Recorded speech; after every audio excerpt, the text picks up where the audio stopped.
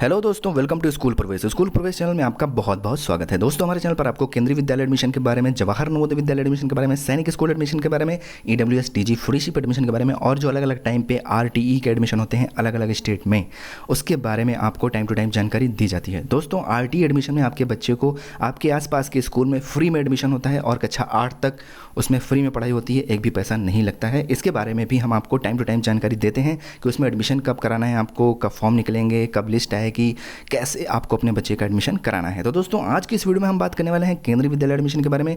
दोस्तों, केंद्रीय विद्यालय में एडमिशन के लिए जो क्लास 1 में फर्स्ट लिस्ट थी वो 23 जून 2021 को डिक्लेयर हो चुकी थी। बहुत से बच्चों का फाइनल सिलेक्शन लिस्ट में नाम आ गया था, लेकिन कुछ बच्चों का वेटिंग लिस्ट में नाम आया था।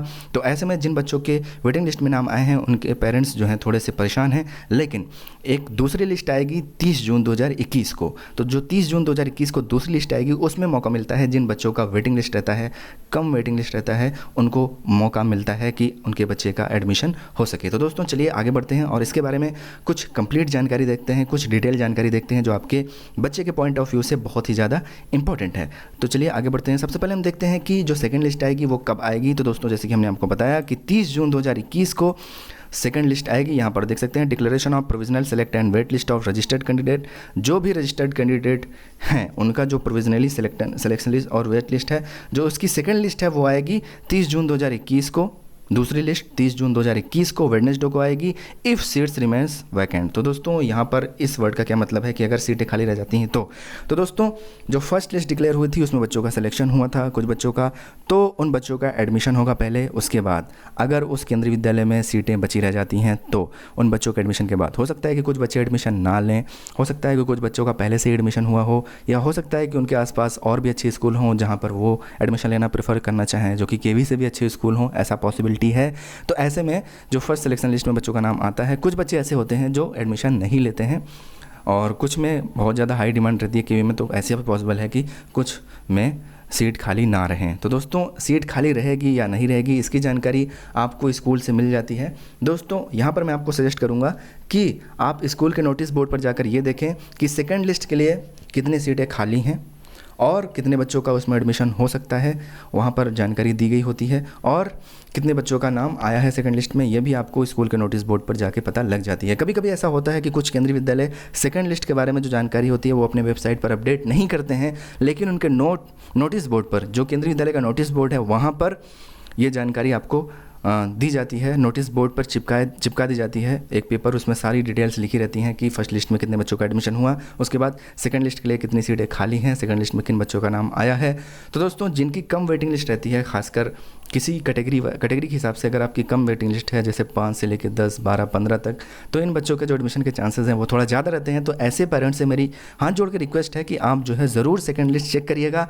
पहले आप स्कूल की वेबसाइट पर चेक करिएगा, अगर आपको स्कूल की वेबसाइट पर नहीं दिखती है तो आप केंद्रीय विद्यालय का हेल्प डेस्क इस्तेमाल करिएगा। उस हेल्प डेस्क की मदद से आप उस केंद्रीय विद्यालय में कॉल करके पूछिए कि सेकंड लिस्ट क्या उस केंद्रीय विद्यालय के लिए जारी हुई है। अगर जारी हुई है तो वेबसाइट पर क्यों नहीं आ रही है, कब तक आएगी, और अगर वेबसाइट पर नहीं आ रही है तो आपको वहाँ पर जाकर, उस केंद्रीय विद्यालय में जाकर उस सेकंड लिस्ट को चेक करना होगा। वहाँ पर सारी जानकारी आपको मिलेगी। दोस्तों, अगर कोविड-19 की सिचुएशन आपके यहाँ फिजिबल है, यानी कि अगर आपका जो केंद्रीय विद्यालय है वो कंटेनमेंट जोन में नहीं है, तो आप वहाँ पर जाकर सेकेंड लिस्ट अपने वहाँ के केंद्रीय विद्यालय के नोटिस बोर्ड पर भी चेक कर लें, अगर वेबसाइट पर वो अपडेट नहीं हुई है तो दोस्तों, इसी तरीके से आपको जो है वेबसाइट को भी रेगुलरली चेक करते रहना है। कम से कम आपको 2-3 बार दिन भर में जो वेबसाइट है उसको चेक कर लेना है कि सेकंड लिस्ट से संबंधित कोई जानकारी तो नहीं आई है। इस तरीके से अगर आपके बच्चे का जो वेटिंग लिस्ट है थोड़ा कम है तो आपको बहुत ही ज़्यादा सतर्क रहना है, यानी कि आपको थोड़ा सा ध्यान देना है कि सेकंड लिस्ट आई है या नहीं आई है। और जैसे अगर आपके बच्चे का सेकंड लिस्ट में नाम आ जाता है तो अकॉर्डिंगली जो वहाँ पर इंस्ट्रक्शंस लिखे हों वो आप उन इंस्ट्रक्शंस। और दोस्तों, आपको अपने बच्चे की सेकंड लिस्ट स्कूल की वेबसाइट पर कैसे देखनी है इसके बारे में हम पहले भी आपको बता चुके हैं। दोस्तों, सेम वही प्रोसेस है जैसे आप अपने बच्चे की फ़र्स्ट लिस्ट देखे थे। वीडियो यहाँ पर लंबा हो जाएगा, इसलिए मैं आपको डेमो देकर नहीं दिखा रहा हूँ। सिर्फ मैं ये बता रहा हूँ कि आपको अपने केंद्रीय विद्यालय का नाम गूगल पर सर्च करना है। अपने केंद्रीय विद्यालय का मतलब ये है कि जिस केंद्रीय विद्यालय में अपने बच्चे का फॉर्म भरे थे, उसके बाद आपको उस केंद्रीय विद्यालय की वेबसाइट पर चले जाना है। उस केंद्रीय विद्यालय की वेबसाइट खोलना है। होम पेज पर आपको अनाउंसमेंट वाला सेक्शन दिखेगा। अनाउंसमेंट वाले सेक्शन पर उसके जस्ट बगल में आपको व्यू ऑल पर क्लिक करना होगा। व्यू ऑल पे जब आप क्लिक करेंगे तो जो 30 जून 2021 को लेटेस्ट नोटिस आई रही होगी, वहाँ पर आप देखेंगे कि वहाँ पर लिखा होगा कि second list of second provisional and select list for the candidate for class 1, तो वहीं पे आपको क्लिक करना है, उस नोटिस को डाउनलोड कर लेना है, उस लिस्ट को डाउनलोड कर लेना है।